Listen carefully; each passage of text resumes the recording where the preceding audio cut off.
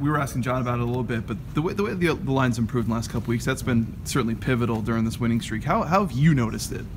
Honestly, just like the whole communication. I mean, you can see the growth between week one to like where we are now. I mean, it's a big deal. I mean, you got guys like Eric Avedo, we call him Queso, John, Ezra. I mean, they've all been like talking, and everybody's on the same page, so it's been great. It seems like, that bye week, just, I don't know what it was. Something worked for this team. What was so different about that? Honestly, I mean, like I said in the past, is getting back to the basics. I mean, we were able to get into a rhythm. I mean, like I said, on offense, that's the most important thing. Getting into that rhythm. I mean, that's what can get you far in the season, so it's important.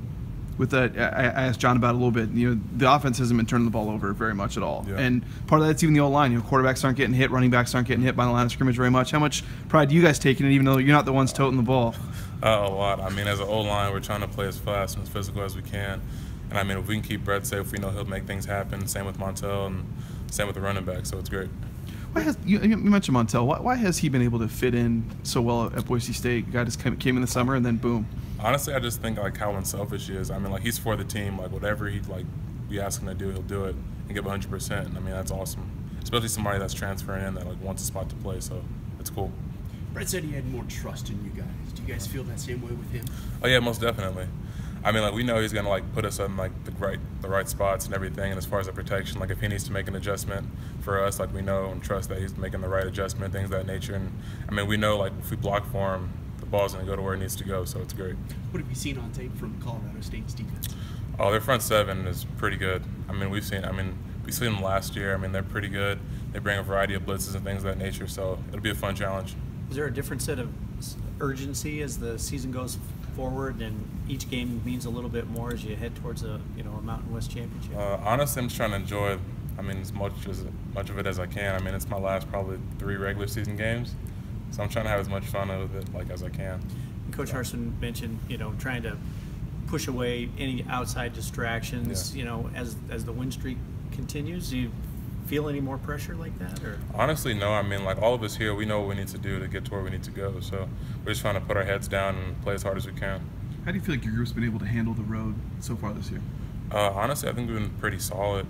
I mean, there's things we need to work on most definitely, but I think we've been like pretty solid on making sure crowd noise isn't a factor and things of that nature. So it's been good. With a lot of young guys, is that a growing process? Is that something you guys feel like you've had to be progressively better at, or? Most definitely. I mean, going into Loud Stadium, especially like with many young guys we have in the O-line, it's kind of tough to get the silent cases down, things of that nature. So it's pretty important. And you mentioned the communication factor. It seems like that also has to be pretty vital in those situations. Most definitely.